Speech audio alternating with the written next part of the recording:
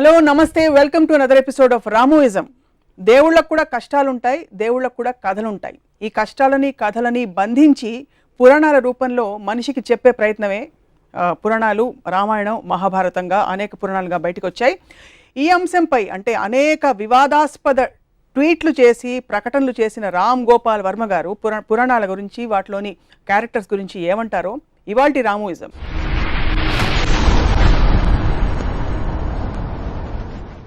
నమస్కారం. Latest tweet ఏంటి Ram Gopal Varma garu? Latest tweet on Ramayanam or Mahabharatam కాన్సెప్ట్లో వినాయక చవితి వచ్చినప్పుడు నేను ఒక సిరీస్ ఆఫ్ ట్వీట్స్ చేశాను. ఏమన్నాను, ఐసిస్, అల్ ఖైదా లాంటి ఒక విపరీత టెర్రరిస్ట్ ఆర్గనైజేషన్లు చేసే గౌరవాల తర్వాత అంతకు మించిన గౌరవం నేను విన్నది, ఒక తండ్రి తన ఇంట్లోకి రానియట్లేదని ఒక కొడుకు తల నరికేశాడు అని నేను పెట్టిన ట్వీట్. ఒకవేళ తన కొడుకు తల నరికి తర్వాత ఏంటి విషయం తెలిసి తన కొడుకే అని తనకి తెలిసి దారేపో ఏనుగు తల నరికేసి ఏనుగు తల పెట్టేశాడు. ఏనుగు తల పెట్టి మనిషి మీద పెట్టే శక్తి ఉన్నప్పుడు తన కొడుకు తలే పెట్టచ్చు కదా, మళ్ళీ ఏనుగు తల ఎందుకు అనేది ఒక ట్వీట్ పెట్టాను. నాకు గణపతి కథ అలా చెప్పారు. ఫస్ట్ శివుడు అనే దేవుడికి తన కొడుకు తనే తెలియదా ఒకటి, అది పక్కన పెడదాం. ఒక చిన్న పిల్లడు లోపలికి రావద్దు అన్నాడు, తను అటాక్ కూడా చేయలేదు. నన్ను రావద్దు అంటావురా అని తల నరికేస్తే నాకు తెలిసి తాలిబాన్ కూడా చేయలేదు, కానీ మన దేవుడు చేశారు. దాని తర్వాత ఏనుగుని చంపితే ఇప్పుడు WWF అంత గోల్ చేస్తారు, మేము సినిమాలో కుక్కను పెడితే సెన్సార్ వాళ్ళు కుక్కర్ని ఏమన్నా చేశారా అని అడుగుతారు. ఏమి అన్నింపుని తెలియ ఏనుగుని చంపేసి దాని తలను పెట్టారు. ఆ తల ఎందుకు పెట్టాలి, అదో క్వశ్చన్. దాని మీద బాంబేలో ఒక శివసేన ఇలాంటి ఎంఎస్ గ్రూప్ వాళ్ళు ఇలాంటి ట్వీట్లు పెడతాంటే గణపతి అంటే చాలా పెద్ద ఈవెంట్ బాంబేలో. అంటే దాంట్లో ఒక లీడరు ఇప్పుడు మనం గొడవ చేస్తే దీని గురించి దాంట్లో లాజిక్ అంతా బయటికి అవుతారో తనకే పబ్లిసిటీ వస్తుంది, వదిలేయండి అని చెప్పాడు. సో నా పాయింట్ ఏంటంటే అది ఇప్పుడు మనం బ్లైండ్గా ఫాలో అవ్వటానికి ఒక దేవుడికి ఉన్న క్వాలిటీస్, ఆ దేవుడికి ఉన్న ఆ పర్టిక్యులర్ పురాణ పురుషుడికి ఉన్న క్వాలిటీస్ అనేది మనకు చాలా ఇంపార్టెంట్ స్టడీ చేయడం. నేను బ్లాటెంట్గా ఇలాంటి ఆస్పెక్ట్స్ ఉన్నప్పుడు దాన్ని క్వశ్చన్ చేయకుండా కేవలం దేవుడు చేశాడు కాబట్టి వదిలేసాం, తాలిబాన్ చేస్తే అల్ ఖైదా చేస్తే వాళ్ళని రాక్షసులు అంటాం. ఇది ఒక ఎగ్జాంపుల్. రెండో ఎగ్జాంపుల్, రాముడు వనవాసానికి వెళ్ళిపోయాడు, సీతమ్మ లక్ష్మణుడు ముగ్గురు వెళ్ళిపోయారు. 14 సంవత్సరాలకి సరిపడా వాళ్ళకి బట్టలు ఆభరణాలు ఇచ్చారు. అవి ఎవరు మోసారని ఒక ట్వీట్ పెట్టారు. రాముడు మోసాడు, సీత మోయదు అంటే లక్ష్మణుడు మోసాడా? ఒకవేళ ఇవ్వకపోతే అవే బట్టలతో 14 సంవత్సరాలు ఉన్నారా? లేకపోతే అడవిలో వేరే బట్టలు ఎక్కడ కొనుక్కున్నారు? లేకపోతే ఆకులను కట్టుకున్నారు? ఇలాంటివి ట్వీట్ చేశారు. అదేంటి, నాకు కించపరచడం కాదు, దాని గురించి జోక్ చేయడం కాదు. ఇలాంటి ఫండమెంటల్ ఎలిమెంట్స్ గురించి నేను సినిమా తీస్తే 1,00,000 రకాల రివ్యూలు రాస్తారు. రామాయణ మహాభారతంలో నేను తీసే అతి చెత్త సినిమాలు కానీ ఎక్కువ లొసుగులు ఉన్నాయని నా ఫీలింగ్. వాటికి ఎవరు ఇంత పూజిస్తారు కానీ రివ్యూస్ రాయరు. నా సినిమాలు ఏమో చూడరు, ఫ్లాప్ చేయిస్తారు. ఆ జలసీ తోటి నా మనసులోంచి వచ్చిన ఒక ఆక్రోషం నుంచి ఆ ట్వీట్స్ వచ్చాయి. ఇక్కడ కార్ ఆన్ చేస్తే అక్కడ డోర్ తీస్తారు, మధ్యలో కార్ ఆగిపోయిందా, పెట్రోల్ పోయించాడా, ఈ డీటెయిల్స్ అని మీరు చూపించారు కదా మీ సినిమాలో. అంటే నా పాయింట్, ఒక ఫాదర్ కొడుకు తల నరికేయటానికి కారు ఆపేశారు, పెట్రోల్, ఎంత చిన్న ఎగ్జాంపుల్, అది సరిపోతుందా? అంటే దానికి దీనికి పోలిస్తే మీ గురించి నాకు అర్థమవుతుంది. ఈ పోలిక కరెక్ట్ అని అనుకుంటే సివియారిటీ ఆఫ్ ద థింగ్ అది కాదు. ఇక్కడ లాజికల్ కార్లు పెట్రోల్ ఉందా లేకుండా వెళ్ళిందా అనేది దాని వలన ఏమి మీకు మారల్ ఆస్పెక్ట్ అనేది ఏమి రాదు. మీకు ఒక స్టోరీలో ఒక లాజిక్ అది. ఇక్కడ it is destroying the fundamentals of God. That is okay. I'm talking about రాముడు బట్టలు మోసాడా, వాళ్ళు ఇస్త్రీ చేసుకున్నారా, గంజి పెట్టి ఇస్త్రీ చేస్తారా, లేకపోతే వాటి ఆ క్వశ్చన్స్ కి ఆన్సర్ గా ఇది కథలో ఓకే. అప్పుడు okay, so okay, I agree, you're right, I'm wrong. So ఇంకో ఎగ్జాంపుల్ ఇస్తాను. కైకేయి పాతకి రాముడిని అడిగి పంపించేస్తుంది, రాముడిని అడిగి భరతుడికి పట్టాభిషేకం. కైకేయి ఎందుకు చేసింది? రాముడు కన్నా తన కొడుకు అంటే ఎక్కువ ఇష్టం భరతుడు, తన భరతుడికి రావాలని ప్రతి తల్లికి ఉంటుంది. మాట ఇచ్చింది ఎవరు? దశరథుడు. నువ్వు ఏం చేస్తే అది చేస్తాను. ఎందుకు? ఆ పర్టిక్యులర్ టైంలో ఎమోషన్లో ఏదో ఒక టైంలో తను ఇచ్చాడు మాట. ఆ మాట ఇప్పుడు నాకు చేయాలని. రాముడే కావాలి, రాముడే ఎందుకు కావాలని నాకు బ్రాహ్మణులు ఎక్కడా లేదు. ప్రజలకి ఏం చేస్తే రాముడే కావాలన్నాడు నాకు ఇంతవరకు అర్థం కాలేదు. ఓకే రాముడు మంచోడు, take it for granted, author Valmiki చెప్పాడు కాబట్టి నేను తీసుకుంటున్నాను. నెక్స్ట్ కట్ ఏంటి, ఒక రాజు, ఒక దశరథుడికి అయోధ్య రాజుగా ప్రజల పట్ల ఎక్కువ రెస్పాన్సిబిలిటీ ఉందా, పాతకైన కైకేయికి ఇచ్చిన మాట ఎక్కువ రెస్పాన్సిబిలిటీ ఉందా? అప్పుడు నాకు రంగనాయకం విశ్వరోక్షణలో ఒక ఎక్స్ట్రాడినరీ పాయింట్ ఏమనిపించిందంటే, కైకే నాకు ఇచ్చిన మాట మీరు నిలబెట్టుకోరు, మాట తప్పితే మోక్షం రాదు అనే భయంతో నా మాటకి విలువిస్తున్నారు. మోక్షం రాకపోతే స్వర్గప్రాప్తి రాదు, స్వర్గప్రాప్తి రాకపోతే రంభ ఉరుసులు దొరకరు. అది మెయిన్ పాయింట్ అక్కడ. ఒకవేళ తన పర్సనల్ హ్యాపీనెస్ మోక్షం రావాలి, స్వర్గం అలా నాది వచ్చేస్తే అయోధ్య ఏమైపోయినా నాకు పర్లేదంటే, అప్పుడు మనకు ఉన్న పొలిటికల్ లీడర్స్ స్విస్ బ్యాంక్లో నా డబ్బు ఉంటే చాలు, దేశం ఏమైపోయినా పర్లేదంటే దానికి దీనికి ఏంటి అసలు difference? Absolute no difference. So ఇది మోర్ రిలవెంట్ పాయింట్. ఇందాక ఇచ్చిన బట్టల పాయింట్ పక్కన పెట్టి ఈ పాయింట్ పెడుతున్నాయి ఇప్పుడు.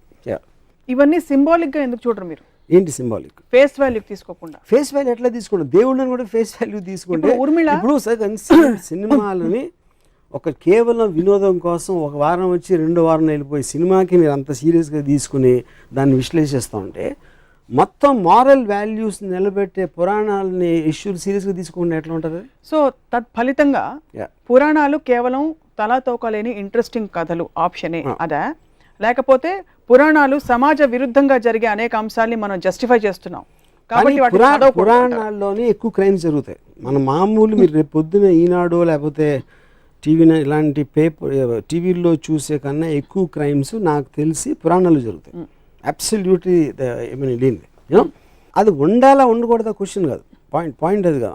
మన అంత పూజ నుంచి అంటే అది మన మెంటల్ స్టేట్ని రిఫ్లెక్ట్ చేస్తుంది. పురాణాన్ని సీరియస్గా తీసుకునేవాళ్ళు అది యాక్చువల్లీ అతని మెంటల్ స్టేట్ రిఫ్లెక్షన్ అది, యూనో. సో దాని మీద నేను అబ్జర్వేషన్ చెప్తున్నాను అంతే. రంగనాయకమ్మ గారి విశ్లేషణల ప్రభావమా ఇది? మీరు నేరుగా చదివి రంగనాయకమ్మ విశ్లేషణ క్వశ్చన్, రంగనాయకమ్మ ఒక థాట్, ఐన్ ర్యాండ్ అనేది ఒక థాట్. వాళ్ళు ఇచ్చినట్టు తీసుకోకుండా దాన్ని ప్రశ్నించి దాని గురించి ఆలోచించి చేసిన ఒక విశ్లేషణ, ఒక ఆబ్జెక్టివిస్టిక్ అండర్స్టాండింగ్. మొత్తం ప్రపంచంలో ఎవరిదైనా వెళ్ళేది మీరు ఇచ్చింది తీసుకోకుండా దాని వెనకాల ఉంది, ముందే ఉంది, దాని రీజన్స్ ఏంటి అనేది తెలుసుకుని చేయటం అనేది ప్రోగ్రెస్కి అవసరం. సో ఓవరాల్గా ఈ క్యారెక్టర్స్, ఈ ఎపిసోడ్స్ ఏవైతే మనం ప్రస్తుత సమాజంలో అర్థం చేసుకోలేనివి, ఫర్ ఎగ్జాంపుల్ బిగమి, ఇద్దరు భార్యలు ఉండే దేవుళ్ళు కావచ్చు, వీటన్నిటి వల్ల ఈ పురాణాలు చదవకూడదు అంటారా మీరు? లేకపోతే చదివినా ప్రశ్నించండి అని అడుగుతున్నారు కదా. ఇప్పుడు దానికి ఒక గాడ్లీనెస్ ఇవ్వటం కరెక్ట్ కాదన్న. లుక్అప్ చేసి ఇలాగా ఒక గౌరవంతో చూడటం. మీరు ఏదో ఒక ఫోక్లోర్ కథలాగా విన్నారా, లేకపోతే చందమామలో కథ వచ్చిందా అనేది వేరు. మీకు మారల్ సింబల్స్ కింద ఉన్న పురాణ పురుషులు వెనకాల కథలు ఇవా అన్నప్పుడు ఏ మారల్ దాంట్లోంచి తీసుకుంటారు? ఉదాహరణకి అది రాముడు మంచివాడు, ఎక్కువ ఎందుకు మంచివాడు ఎంతవరకు అర్థం కాదు. రాముడు ఇప్పుడు శూర్పణఖ అని ఒక స్త్రీ, తను కోరి వచ్చింది, ముక్కు కోసేది. అది అంటే అందవికారం అంటే అంతకుముందు అందంగా ఉండాలి కదా, ముక్కు కోస్తే ఏమవుతుంది? లేకపోతే అంతకుముందే అందవికారంగా ఉంటే ముక్కు కోసిన మాత్రం మళ్ళీ ఇంకా పెరగదు వికారం. సో మనం ఈవ్టీజ్ చేస్తున్నాం, ఒక అమ్మాయిని ఇలా అంటున్నాం అంటే మన సమాజంలో ఇప్పుడు ప్రాస్టిట్యూట్స్ని కూడా లా ప్రకారం గౌరవంగా చూడాలి, మనం కించపరిచి చూడకూడదు. ఎందుకంటే వాళ్ళు ఎందుకు అయ్యారో ఆ కారణాలు ఏదో రకరకాలు ఉంటాయి. సో ఒక స్త్రీని తన కంటి ముందు ముక్కు కోస్తా ఉంటే చూస్తే అది మంచి బెరడు ఏంటి? దాంట్లో ముందు రాగానే కోసేలేదు, ఫస్ట్ ఏం చేసింది చెప్పండి. వెళ్ళమన్నాడు. అప్పుడు ఇప్పుడు ఒక అమ్మాయి వచ్చిందండి నా దగ్గరికి, నేను కలవనన్నాను, మళ్ళీ వచ్చింది కలనంటే ముక్కు కోసేస్తే ఊరుకుంటారా? ఇప్పుడు మీకు చట్టపరంగా అది కాదు, ఎథికల్ అంటున్నా. మీ చట్టం పక్కన పెట్టండి, ఎథికల్గా కేవలం ఒక హ్యూమన్ యాంగిల్లో ఒక అమ్మాయిలో వస్తే ముక్కు కోసేస్తారా అంటున్నా. మీరు చెప్పండి. నేను కోయను, ఎవ్వరూ కోయరు. మీరు రాముడు తప్ప నాకు తెలిసి రాముడు ఆర్డర్ మీద లక్ష్మణుడు తప్పితే ఎవ్వరూ కోయరు. తాలిబాన్కి వస్తారు కాబట్టి రాముడు మరి తాలిబాన్ లా అది కాదు నేను అడుగుతున్నా, అదే క్వశ్చన్ నేను అడుగుతున్నా. నేను పెట్టిన ట్వీట్స్లో కూడా ఈ రెండిటికి నాకు సిమిలారిటీస్ కనిపిస్తున్నాయి, నాకు అర్థం కావట్లేదని పెట్టినాను. అంటే మన పురాణం గురించి మాట్లాడుతున్నాం కాబట్టి నా మోస్ట్ స్ట్రాంగెస్ట్ అబ్జర్వేషన్ నేను ఒక 5 minutes చెప్తాను. తిరుపతిలో బాలాజీ ఎట్లా వచ్చాడు? అసలు బాలాజీ అనే దేవుడు పూజ చేస్తున్నారు. ఎవరు ఒక ఋషులు 14,000 సంవత్సరాల నుంచి పూజ చేస్తూ ఉంటే బ్రహ్మదేవుడికి పవర్ ఎక్కువైపోతుందని నారద మహర్షిని దాన్ని బ్రేక్ చేయడానికి పంపించాడు. నారద మహర్షి వచ్చి యాగఫలం ఎవరికి ఇస్తారు అంటే వాళ్ళు ఆలోచనలో పడ్డారు. అంటే 14,000 ఏళ్ళ నుంచి తపస్సు చేస్తే యాగఫలం ఎవరికి వాళ్ళు ఆలోచించలేదు. సో అది పక్కన పెడదాం. సరే కనుక్కోవడానికి ఎవరు బ్రహ్మ విష్ణు మహేశ్వర్లో ఎవరు దీనికి అర్హులు అని భృగు మహర్షిని పంపించారు. భృగు మహర్షి ఫస్ట్ బ్రహ్మ దగ్గరికి వెళ్తే బ్రహ్మ సరస్వతి వేణు వాయిస్తున్నారు ఏదో అవుతుంది అక్కడ బిజీ అని పంపించారు. అక్కడి నుంచి కట్ చేస్తే శివుడు వస్తే శివుడు పార్వతి బిజీగా ఉన్నారు, అవి డాన్స్ చేస్తున్నారు ఏదో అని అక్కడి నుంచి పంపించారు. నెక్స్ట్ విష్ణువు దగ్గర అక్కడ అదే పరిస్థితి. అప్పటికి భృగుకి కోపం వచ్చి లోపలికి వెళ్ళి అదే సర్పతల్పం ఏదో ఆ తల్పం మీద తన్ని వెళ్ళిపోతా ఉంటే విష్ణువు వచ్చి కాళ్ళ మీద పడి కాళ్ళు పట్టుకుని ఆ కోపానికి కారణమైన ఒక కన్ను ఏదో ఉంది అరికాళ్ళు ఉంటే దాన్ని నలిపేశాడు. తన్నిలోని వెళ్ళి కాళ్ళు పట్టుకోవడానికి కోపంతో లక్ష్మి వెళ్ళిపోయింది. స్వర్గం బోసిపోయేసరికి వచ్చి విష్ణువుని ప్రాధేయపడ్డాడు. ఏంటి లక్ష్మి లేకపోతే స్వర్గంలో ఇది లేదు అది లేదు అని. అప్పుడు ఈయన ఎతకడానికి వెళ్ళాడు విష్ణు. వెళ్ళి ఎతికి ఎక్కడ దొరకలేదు. అలిసిపోయి ఒక చోట పడుకుంటే పైన ఒక పాముల పొట్ట ఏదో కట్టేసి చేమలు కుట్టేసి. అప్పుడు ఆ టైంలో అక్కడ విదురుడు రాక్షసుడి పేరు మర్చిపోయింది వాడేవారు. ద పాయింట్ ఈజ్ ఒక ఆవులు కాపరి ఒక ఆవు వెళ్ళి ఆ పర్టిక్యులర్ పాముల పొట్టలో పాలేస్తాం. సో సాయంత్రం పూట ఇంటికి వచ్చేసరికి ఒక్క ఆవు పాలు ఇవ్వట్లేదని ఆకాశరాజు భార్య రాణి ఏంటి ఆవు పాలు ఇవ్వట్లేదు అని ఎంక్వైరీ పెట్టి ఆడేమో పిలిచి అడిగితే నెక్స్ట్ డే ఆడ ఆవు మీద కన్నేసి ఉంచితే ఆవు వెళ్ళి పాలు పోయటం చూశాడు. ఆవును కొట్టడానికి వస్తే ఆవును రక్షించడానికి విష్ణువు బయటకు వస్తే తన తల మీద తగిలింది దెబ్బ, ఆ కర్ర దెబ్బ. అవును. ఆ రక్తం చూసి పారిపోయి ఆకాశరాజు చెప్పాడు. ఆకాశరాజు వచ్చి ఏంటంటే ఆకాశరాజుని చూడగానే నువ్వు 7 జన్మలు పిశాచం అయిపోతామని శాపం ఇచ్చాడు విష్ణు. అదేంటి నేనేం చేశాను ఇప్పుడు చూడటానికి వచ్చి నాకు శాపం ఏంటంటే నువ్వు చెప్పింది కరెక్టే కానీ శాపం వెనక్కి తీసుకోలేను, అందుకని 7 జన్మలు పిశాచిగా మళ్ళీ తర్వాత దేవత అయిపోతామని ఒక అమెండ్మెంట్ ఇచ్చాడు విష్ణు. అక్కడి నుంచి వెళ్తా ఉంటే ఒక చోట ఒక అమ్మాయి కలిసి ఆ అమ్మాయి పద్మావతి తనతో ప్రేమలో పడి ఫాదర్ డబ్బులు అడిగితే డబ్బులు లేవు కనుక కుబేరుడి నుంచి అప్పు తీసుకుని పెళ్ళి కూర్చుంటే ఇది విషయం నాదుడికి తెలిసి ఎక్కడో తప్పు చేసుకుని లక్ష్మి దగ్గరికి వెళ్ళి మీ ఆయన మళ్ళీ పెళ్లి చేసుకుంటున్నాడని చెప్తే లక్ష్మిని తీసుకొచ్చేసి లక్ష్మిని చూసి గిల్ట్ తోటి విష్ణు రాయిపోయి ఆ దుఃఖంతో పద్మావతి రాయిపోయి తను కూడా ఫీల్ తను రాయిపోయింది. ఇది బాలాజీ స్టోరీ. ఇది నేను చెప్పట్లేదు, బాలాజీ టెంపుల్లో కొని చదువుకున్న పుస్తకంలో ఉన్న స్టోరీ. ఓకే, ఇప్పుడు నా పాయింట్ ఏంటంటే ఒకటి విష్ణు వెళ్ళి కాలు పట్టుకున్నాడు ఏదో చదపటానికి. అది లక్ష్మికి ఎందుకు చెప్పకూడదు అసలు? అందులో ఏంటి సీక్రెట్గా దాయాల్సిన అవసరం ఉంది. సో వెళ్ళిపోయింది.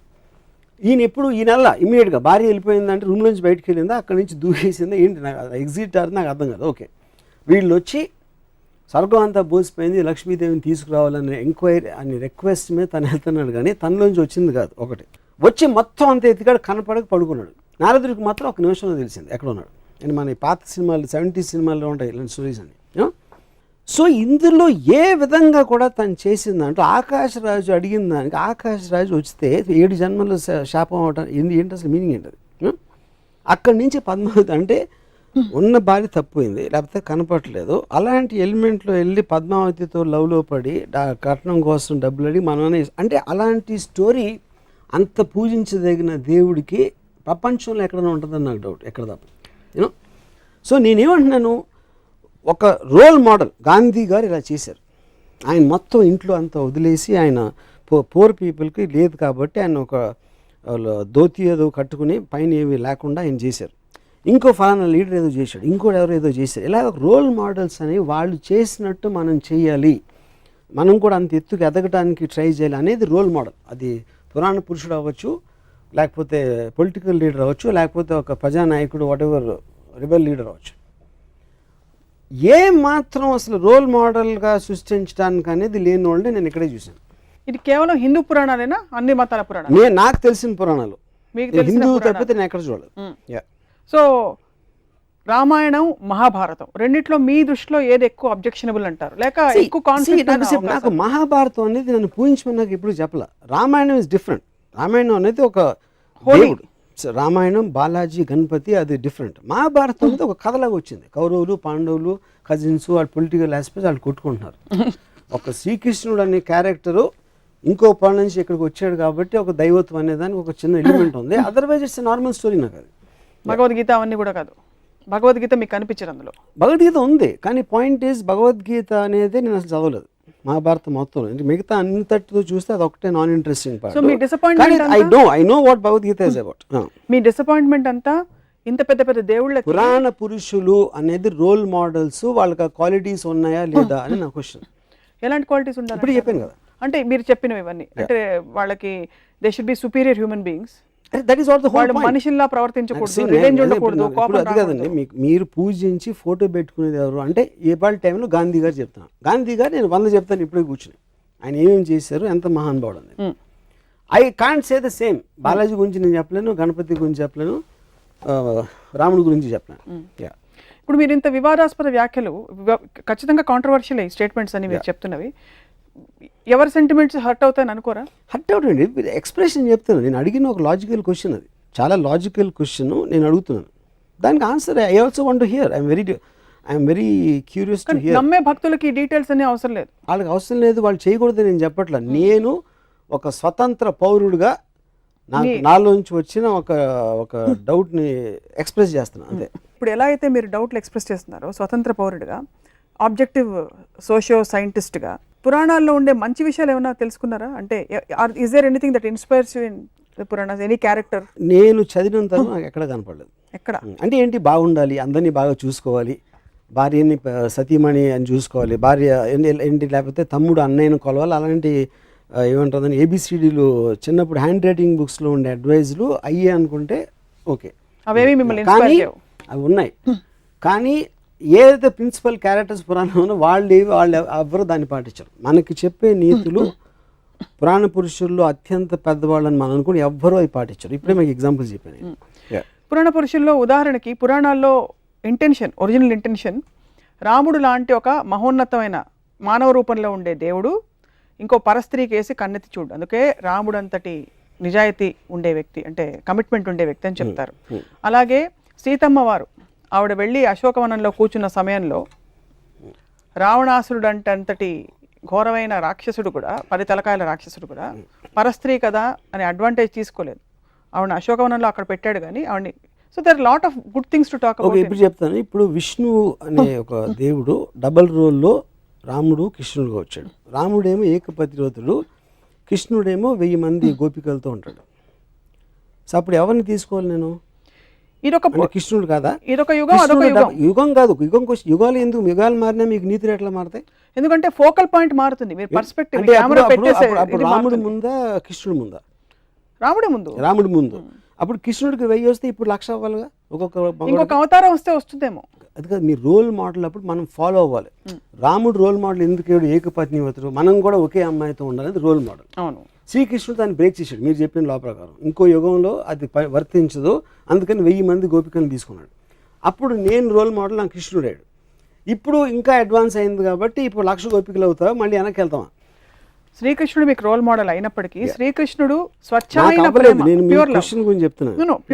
Pure love, it is an embodiment of pure love. శ్రీకృష్ణుడి గురించి మనకి తెలిసింది, he was an embodiment of pure love. నెమలి పింఛం అనేది ఎందుకు పెట్టుకుంటారంటే, it is an embodiment of pure love, which is but he can share that love with 1,000 girls. Adi point. 1,000 girls, which is not sexual in connotation necessarily. And అందరిని పూజిస్తాడా కూర్చుని?